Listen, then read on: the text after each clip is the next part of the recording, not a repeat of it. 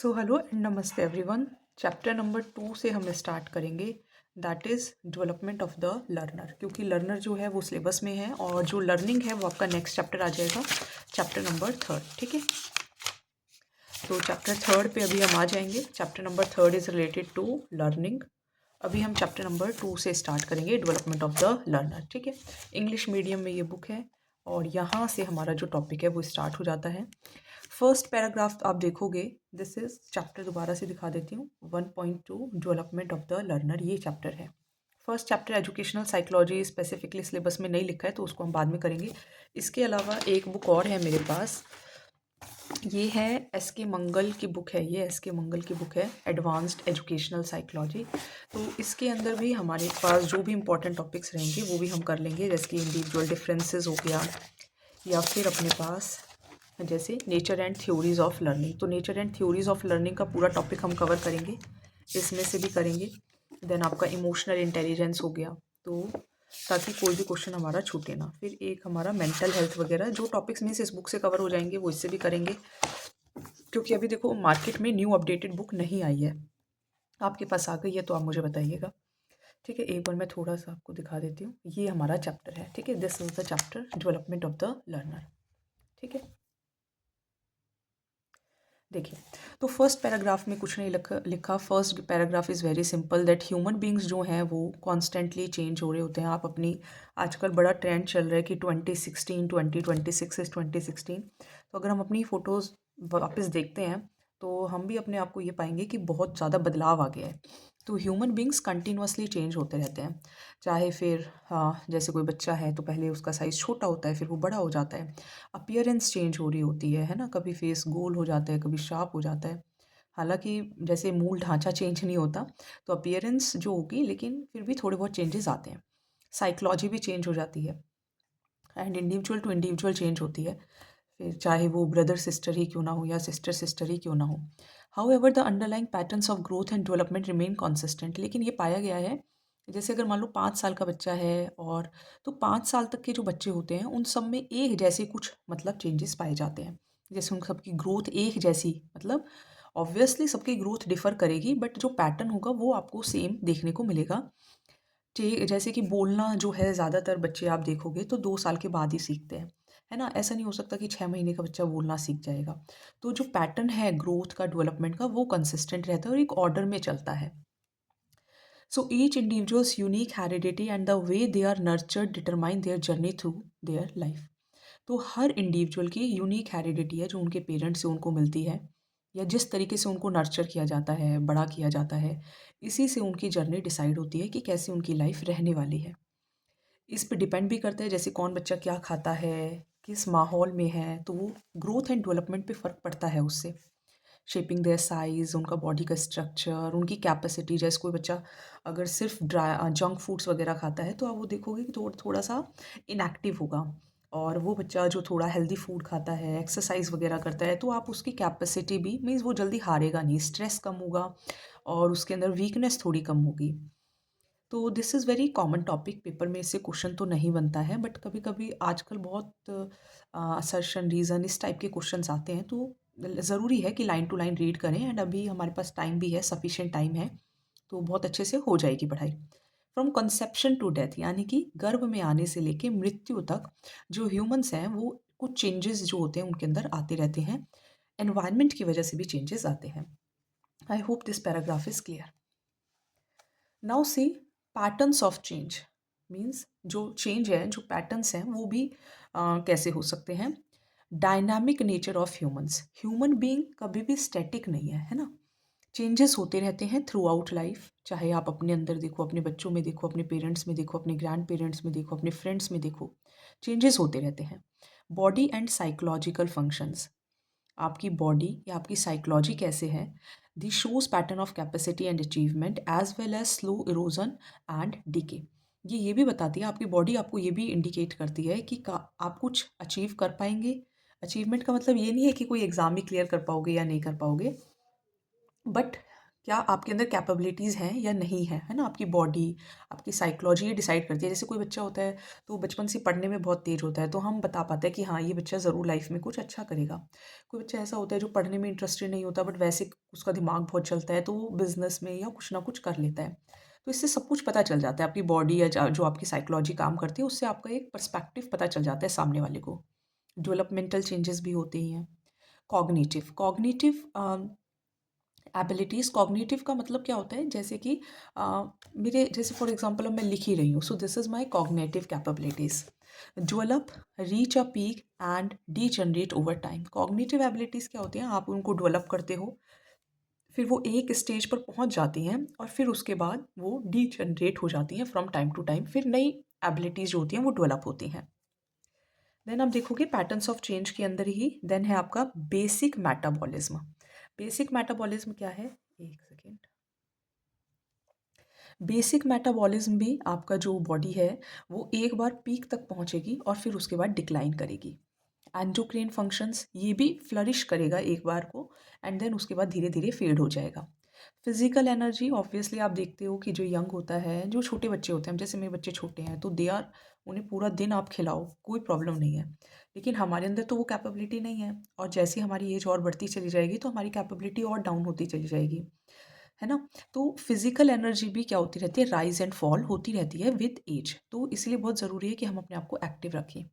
As determinants, now no organ, हमारी body का कोई भी ऑर्गन या कोई भी फंक्शन ऐसा नहीं है जो एज से इंडिपेंडेंट रह जाए या एज पर डिपेंडेंट ना हो। मतलब आप ये बोल सकते हो कि नो ऑर्गन और फंक्शन इज़ इंडिपेंडेंट। आपका कोई भी ऑर्गन है, कोई भी बॉडी ह्यूमन बीइंग है, उसका जो फंक्शन है वो एज पे डिपेंड करता है। ऐसा नहीं है कि आप एजेड होते जाओगे तो आपकी बॉडी गिव अप करना शुरू करेगी, because this is a natural thing. So no organ और function in human being is independent of age related changes. ठीक है, अब थोड़ा सा हम एस्पेक्ट्स ऑफ डेवलपमेंट देखेंगे, तो ये पैराग्राफ हमारा डन हो गया है। थोड़ा सा मुझे ये वो करना पड़ेगा। और हो सकेगा तो वी वुड बी लाइव, हम लाइव करेंगे ये क्लासेस, है ना? बिकॉज उससे क्या होगा, इंटरेक्शन होती रहेगी और डाउट्स वगैरह भी साथ साथ सॉल्व होते रहेंगे। एस्पेक्ट्स ऑफ डेवलपमेंट के अंदर हमारे पास सबसे पहले है फिजिकल डेवलपमेंट।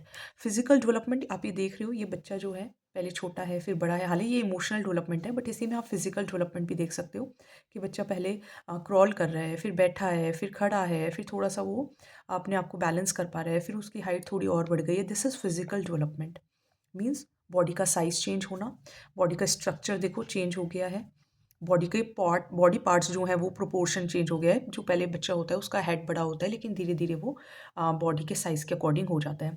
सो ये गर्भ से शुरू हो जाता है। आप गर्भ में भी देखो, बच्चा जो होता है जब 1 महीने का होता है तो कुछ और देखने को मिलेगा और फिर धीरे धीरे कुछ और देखने को मिलता है। तो यानी कि गर्भ से लेके जब तक आप बड़े होते रहते हैं तो हमारी बॉडी चेंज होती रहती है, तो इसको कहते हैं फिजिकल डेवलपमेंट। ठीक है, एंड इसी से ही हमारी फिजिकल डेवलपमेंट पे ही बहुत ज़्यादा डिपेंड करती हैं हमारी cognitive, emotional, moral and social areas भी। So these are the aspects of development, कि डेवलपमेंट किस किस तरीके का होता है। देखिए, जब हम स्कूल में पढ़ाते हैं तो हमें बोला जाता है कि ऑल राउंड डेवलपमेंट होना चाहिए बच्चों का।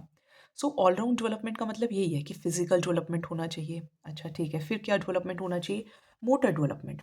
मोटर डेवलपमेंट को मैं ग्रॉस मोटर स्किल्स और फाइन मोटर स्किल्स से समझाऊंगी।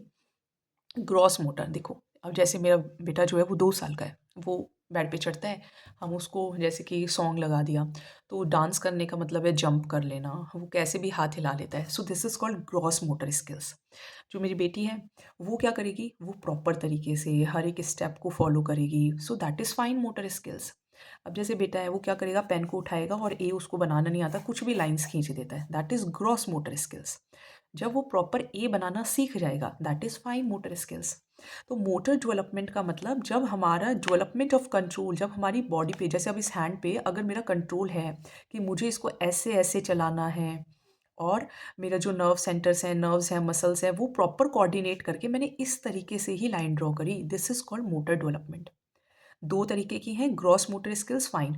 ग्रॉस मोटर कोई भी जंप कर रहे हो, आप कूद रहे हो, भाग रहे हो, कुछ उठा रहे हो, क्लाइंब कर रहे हो, देर इज़ नो फिनोमिना कि इसको ऐसे ही करना है, किसी भी तरीके से आप कर सकते हो। So that is called gross motor skills. जबकि फाइन मोटर स्किल्स क्या होती हैं, अब जैसे ड्राइंग है, अब ड्राइंग में घर तो घर जैसे ही बनाना होगा ना, so you have a particular proportion कि ऐसे बनाओ ऐसे बनाओ, so this is called fine motor skills. Painting, writing आप देखो, राइटिंग किसी की बहुत अच्छी होती है, किसी की बहुत गंदी होती है।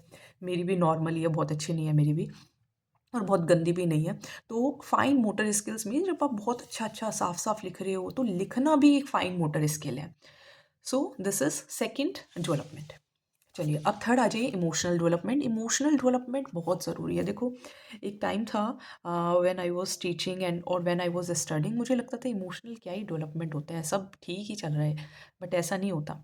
Emotional development is very important, specially जब अभी देखो हम पढ़ाने के लिए जाते हैं, हमें बहुत ध्यान रखना पड़ता है कि हम किसी बच्चे को कुछ ऐसा ना बोलें कि वो इमोशनली हर्ट हो जाए। क्योंकि एक आपने केस सुना होगा जयपुर का, वो लड़की थी, वो जो उसने वो कूद गई 2-3 मंजिल, आई थिंक तीसरी या चौथी मंजिल से। तो इमोशनल डेवलपमेंट इसलिए ज़रूरी है। इमोशंस पे अगर आपका कंट्रोल नहीं है, किसी ने आपको कुछ बोल दिया, आप बुरा ही मान के बैठे हो, काफ़ी देर तक उदास ही बैठे हो, इट मीन्स आप इमोशनली डेवलप्ड नहीं हो। और आज के टाइम में इमोशनल डेवलपमेंट बहुत ज़रूरी है। आपके अंदर एंगर है, जॉय है, कुछ भी है, बहुत ज़्यादा गुस्सा भी नहीं करना है, बहुत ज़्यादा बिना मतलब भी नहीं हँसना है ना? तो बहुत ज़्यादा कोई भी चीज़ का जो अति होता है वो बुरा ही होता है। तो देखिए, इमोशनल डेवलपमेंट का मतलब इमोशंस जैसे कि anger, Joy, delight, happiness, fear, anxiety, sorrow, ये सब बहुत मैटर करते हैं हमारी लाइफ के अंदर, एंड इसीलिए काउंसलर्स की, साइकोलॉजिस्ट्स की ज़रूरत भी पड़ती है। It also includes learning socially acceptable ways of expressing these emotions. आपको सोसाइटी में किस तरीके से अपने इमोशंस को एक्सप्रेस करना है, this also plays a very very important role. चलिए एक सेकेंड रुको। हाँ जी, अब आप ये देखो, social development implies enabling an individual to become a useful member of a society और their group. Social development means हम बोल देते हैं, देखो एक बहुत अच्छी कहावत है कि आपका ज्ञान जो है वो आपकी डिग्री से नहीं, आपके शब्दों से मैटर करता है कि आप कैसे बिहेव करते हो सोसाइटी में। आपको कोई बच्चा अच्छा है, पढ़ने में अच्छा है, बट उसको बोलने की तमीज़ नहीं है, अपने पेरेंट्स से बदतमीज़ी से बात करता है, नेबर से बात करना नहीं आता, अननेसेसरली फाइट करना, दैट इज़ इट मीन्स वो सोशली डेवलप नहीं हुआ है। आपको सोसाइटी में इस तरीके से रहना है कि आप किसी को हानि तो बिल्कुल ना पहुँचाएँ, फ़ायदा पहुँचाओ मत पहुँचाओ, हानि नहीं पहुँचानी। सो आपको एक यूज़फुल मेंबर बनना है सोसाइटी का, तो इंडिविजुअल को आपको इस तरीके से ट्रेन करना है कि वो सोशली डेवलप हो सके। आई होप समझ में आ रहा होगा।